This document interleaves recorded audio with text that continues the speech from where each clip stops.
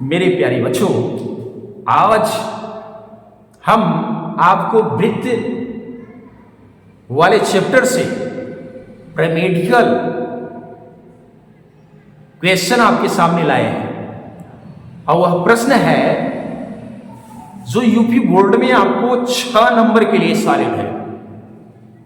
तो प्रश्न क्या है, आइए देखते हैं। सिद्ध कीजिए कि किसी वृत्त के परिगत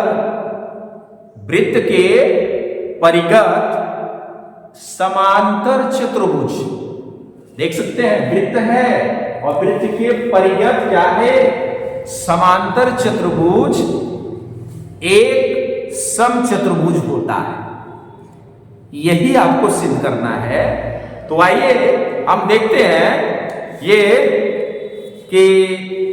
ये जो वृत्त के बाहर ये समांतर चतुर्भुज एबीसी खींची गई है, एबीसीडी, ये समचतुर्भुज है तो कैसे है ना।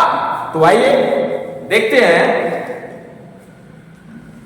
सबसे पहले आप क्या करिए, एक वृत्त बना लीजिए केंद्र O वाला और उसके परिगत एक चतुर्भुज उसके वृत्त से एकदम स्पर्श करते हुए बना लीजिए। और ये वृत्त का नाम वो हो गया है, लेकिन ये जो परिगत चतुर्भुज यानी समांतर चतुर्भुज बना रहे हैं उसका नाम रख दीजिए ए बी सी डी, रख दिया। अब देखिए, आप देखते हैं कि ये जो एबीसीडी समांतर चतुर्भुज है वो वृत्त पर वो बिंदु P Q R और S पर स्पर्श कर रही है। तो जिस जगह स्पर्श कर रही थी उसका नाम भी हमने इसलिए PQRS ही रखा, जो हमने आपको बताया। ये सब आपको अपने से बनानी है डायग्राम और रचना करनी है। तो आइए देखते हैं दिया क्या है। जो हमने आपको बनाया डायग्राम उसी के आधार पर दिया भी आपको लिख लेना है, क्योंकि प्रश्न में तो आपसे सीधे पूछा गया है कि किसी वृत्त के परिगत खींची गई समांतर चतुर्भुज एक समचतुर्भुज होती है, उसको सिद्ध करके बताओ कैसे होती है। तो आइए सर्वप्रथम डालते हैं हल। क्या डालते हैं? हल डालते हैं और हल डालने के बाद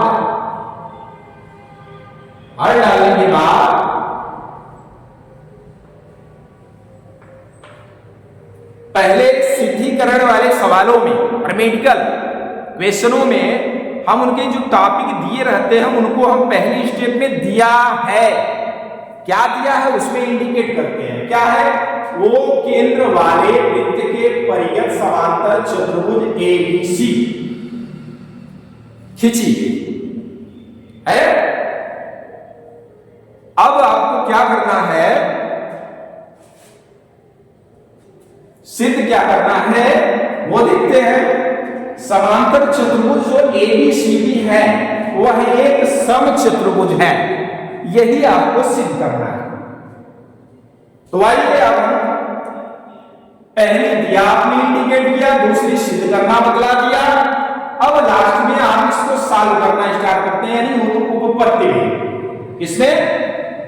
उपपत्ति में देखते हैं। लिखेंगे क्या उपपत्ति में? चूंकि यहां से देखिए भुजा AB और BC पर, चूंकि P और ABC पर Q ये क्रमशः AB और BC के एक तरह से मध्य बिंदु भी है, और ये कहिए कि एक स्पर्श AB और BC जो समांतर चतुर्भुज की एक तरह से स्पर्श रेखा भी है, और ये स्पर्श रेखा जहां टच कर रही है इसको हम नाम रखते हैं PQ। ठीक है?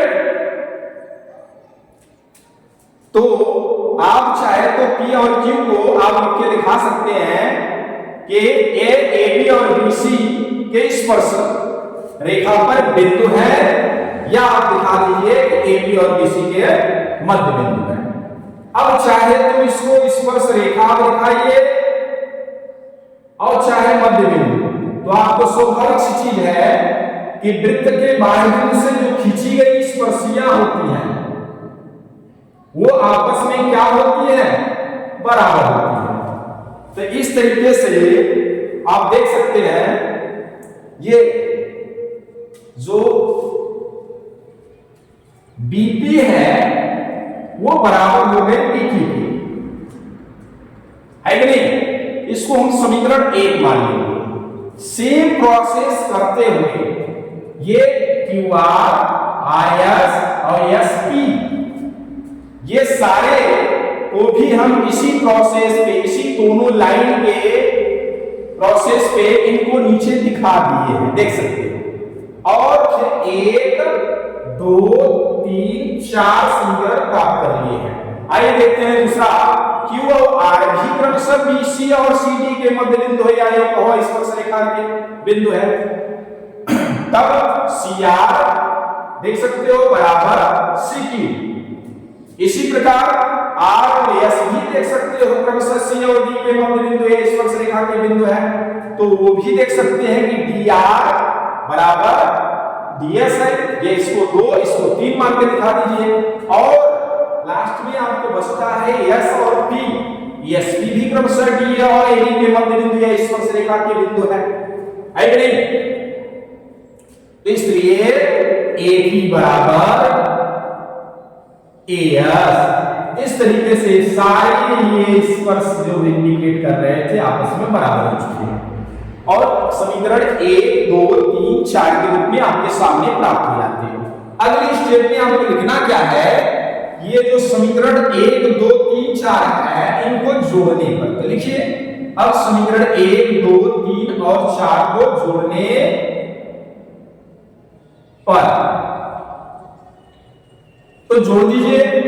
क्या ऐसे जोड़ेंगे, एक बराबर के लेफ्ट की तरफ सारे जोड़ डालना है और राइट को राइट की तरफ जोड़ डालना है। तो चलिए BP plus C R plus D R plus AP बराबर, अब राइट का राइट की तरफ B Q plus C Q plus D S plus A S. हो गया कि नहीं। अब इनमें देख सकते हैं जो बीपी है और जो एपी है, बीपी और एपी इन दोनों को हम एक साथ रख करके एक ब्रैकेट में दिखा दिए, क्योंकि जब बीपी और एपी को जोड़ेंगे तो ये भुजा तैयार हो जाएगी एबी, है ना। ऐसे ही आपको सीआर और डीआर को एक साथ करके दिखा दिया। इस साइड पहले से साथ में था, बस आपको ब्रैकेट्स में बीपी बीक्यू और सीक्यू इंडिकेट कर दिया प्लस डीएस और एएस इंडिकेट कर दिया। अब बीपी और एपी देख सकते हो, उसमें एबी हो गया, दोनों आगे अर्थक आपस में मिलकर के, इसी तरह सीआर और डीआर मिलकर सीडी बन चुका है ऊपर सम्मुख इसके, और बराबर हो गए बीक्यू और सीक्यू बीसी और डीएस और एएस वो डीए हो चुका है, देख सकते हो। तो अभी हमें क्या करना है, तुम्हें पता होना चाहिए कि ये जो एपी और सीडी है वो समांतर चतुर्भुज के सम्मुख भुजाएं हैं। अब आपको पता होना चाहिए कि समांतर चतुर्भुज की सम्मुख भुजाएं आपस में क्या होती हैं। आप बता दीजिए, समांतर चतुर्भुज की सम्मुख भुजाएं आपस में समांतर और समान होती है कि नहीं। तो जब समांतर और समान होती है तो स्वाभाविक सी चीज है आपस में दोनों बराबर होंगी। इसलिए या तो AB को दोनों AB इंडिकेट कर दीजिए या तो दोनों को CD। तो खैर हमने दोनों को AB इंडिकेट कर दिया, CD को भी। तो AB प्लस AB, इसी तरह इस साइड BC प्लस DA को भी BC दिखा दिया। अब एक AB दो AB हो गया, इधर BC और BC दो BC हो गया। इन दोनों को हम काट देते हैं, 2 से 2 को बचता है AB और AB बराबर BC।